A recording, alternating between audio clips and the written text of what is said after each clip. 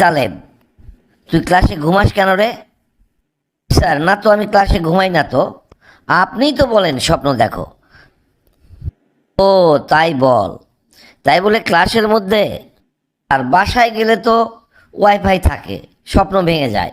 তাই স্যার, ব্যাপার। তো বলি, সারাদিন যদি স্বপ্ন দেখিস তাহলে পড়াশোনা করবি কখন? স্বপ্নে তো পড়তেই থাকি স্যার, সবসময় তো পড়ি স্যার। কথা শুনে মনে হচ্ছে তোর কানের গোড়ায় একটা দিয়ে কানটা লাল করে দেই। কিছু নেবেন না স্যার, সেটাও তো শিক্ষার একটা অংশ। আচ্ছা আচ্ছা, তাহলে তোর পরীক্ষার রেজাল্টের কথাটা বল দেখি। আর বলবেন না স্যার, আমি নামমাত্র পাস, কিন্তু জানেন স্যার, স্বপ্নে আমি একেবারে টপার।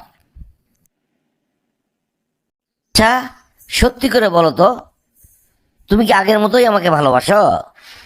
এই যে বলো গিন্নি, তোমার এতদিন পরে মাথায় ভূত চেপেছে। আগের মতোই ভালোবাসি। তাছাড়া কি তুমি আমাকে ভাত দেবে?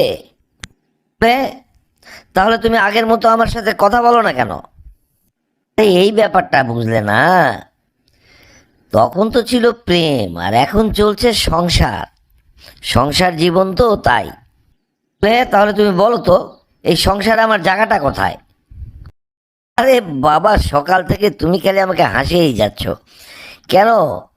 তুমি জানো না শোকে ক্যাবিনেটের পাশে? ও তাই না?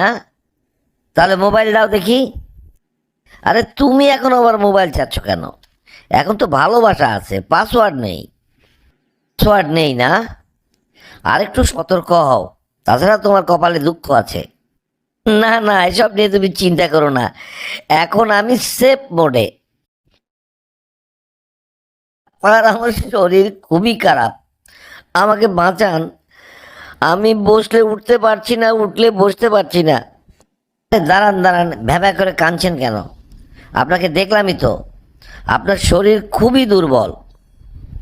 ঠিকই বলেছেন স্যার, আমার পকেটের অবস্থা আরও দুর্বল।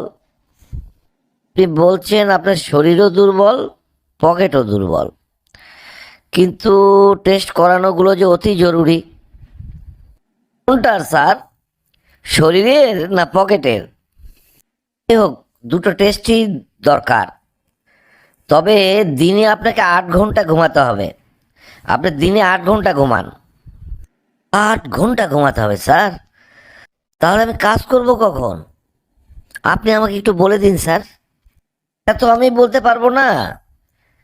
আপনি কাজ কমান, আপনাকে কমাতে হবে।